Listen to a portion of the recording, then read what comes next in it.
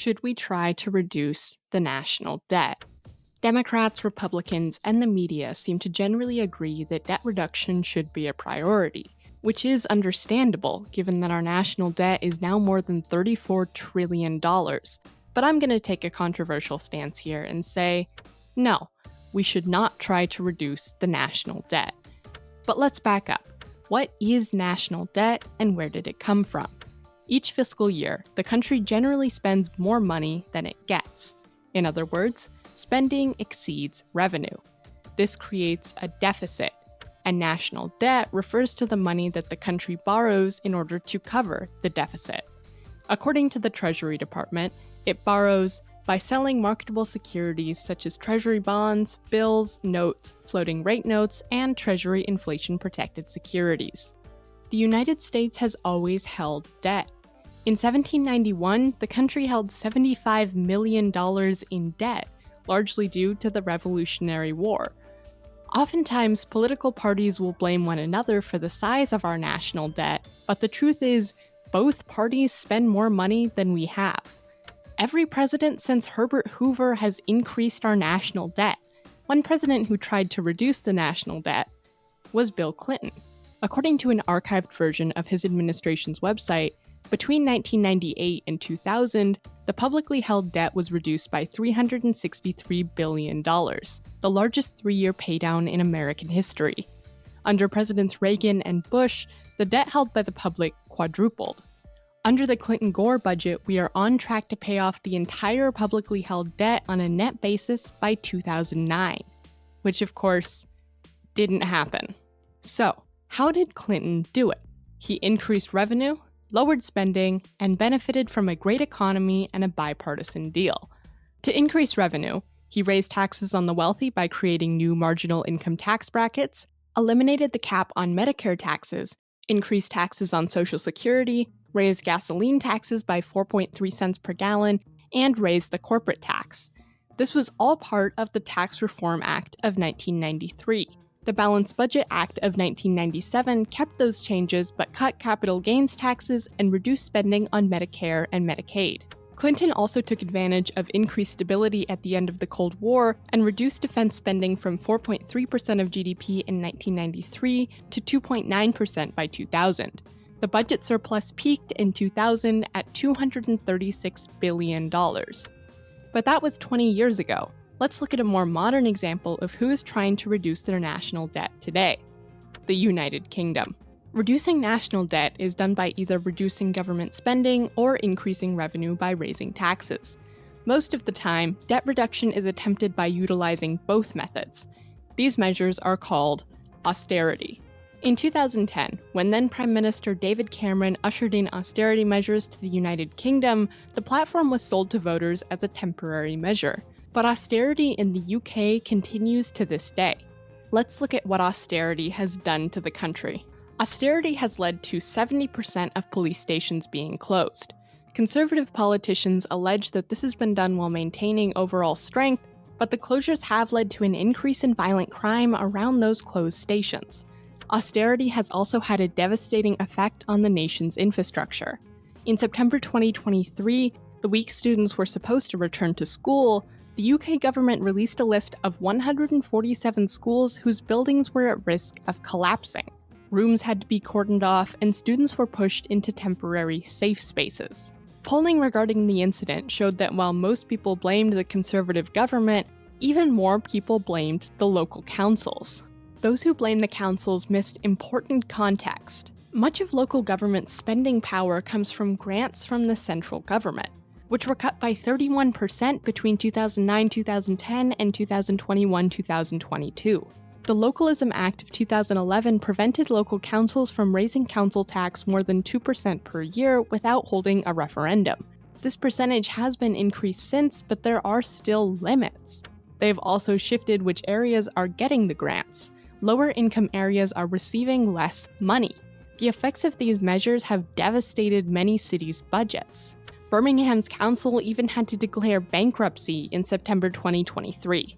Austerity measures have also triggered the decline of the NHS. A recent analysis by the Quality Watch program, which looks at care quality over time, found that in England, it is becoming harder for people with long-term conditions like cancer, diabetes, and depression to get help. Fewer women aged 53 to 74 are getting breast cancer screenings than previously, and patients are having a harder time getting appointments with a specific GP.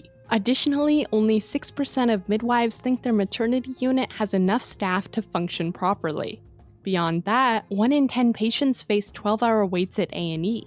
In October 2022, 1 in 4 999 calls received no response. Between 2011 and 2019, over 1 million people died earlier than they would have had they lived in the areas where the richest 10% live.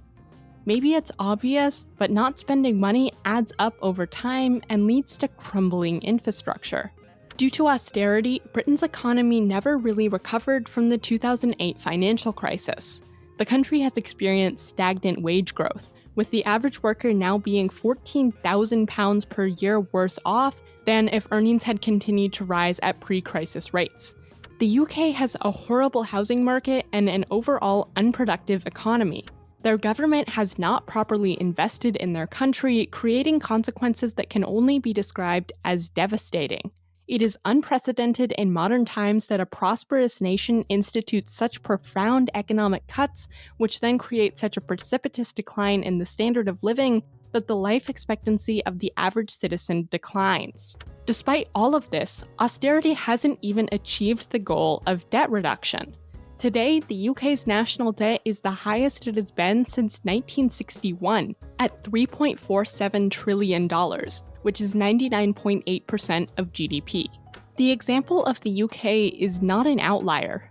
Post-Great Recession, austerity measures harmed economic recovery in several countries. Among the most notable examples is Greece, which in 2010 was forced into harsh austerity measures to reduce its debt in order to maintain its place in the Eurozone. Because of these measures, household income and pensions were slashed, the economy shrunk by a quarter, hundreds of thousands of businesses collapsed, and by 2013, nearly a third of Greeks were unemployed. Greece's government was forced into a position where it had to implement a series of long-term, crippling economic policies to eliminate its debt. So, should we try to reduce our national debt? Clinton-era policies are likely not feasible today. It would be unlikely that any administration would be successful in implementing policies similar to those of the Clinton era. We are not in that era of peace that came post-Cold War, and defense spending cuts are not as feasible or popular, particularly within Congress. If spending cuts for defense, veterans, Social Security, and Medicare were off the table, all other spending would need to be reduced by 85% in order to balance the books. We've seen how austerity measures can decimate a country through the examples of the UK and Greece. So, if austerity isn't feasible, what do we do? Well, we could just leave it. Historically, the US has borrowed trillions of dollars a year at a very low interest rate, and even though interest rates have gone up significantly due to inflation, it is likely that they will begin to decrease relatively soon. We are not in a debt crisis. Generally, debt crises are caused when a country borrows someone else's currency, leaving it vulnerable to a liquidity crunch, which is not the position we are in right now. Our government is not an individual, and therefore it never actually has to pay off its debts. We are not Greece attempting to stay in the Eurozone, and we don't have to make those sacrifices. But that's not to say that we shouldn't take any measures to limit the deficit and the national debt. One effective measure is the Inflation Reduction Act. The Inflation Reduction Act was the largest investment in clean energy in US history. It aimed to lower household energy costs, mitigate the harms of climate change, and make the American clean energy market globally competitive. It offsets the national debt by providing funding to the IRS to go after wealthy tax cheats, establishing a corporate alternative minimum tax, and taxing corporate stock buybacks. Projections show that it will reduce the deficit by $176 billion over its first decade, and even more after that. In short, carrying a significant amount of national debt is likely not a liability for our country, and the costs of trying to reduce it far outweigh the benefits.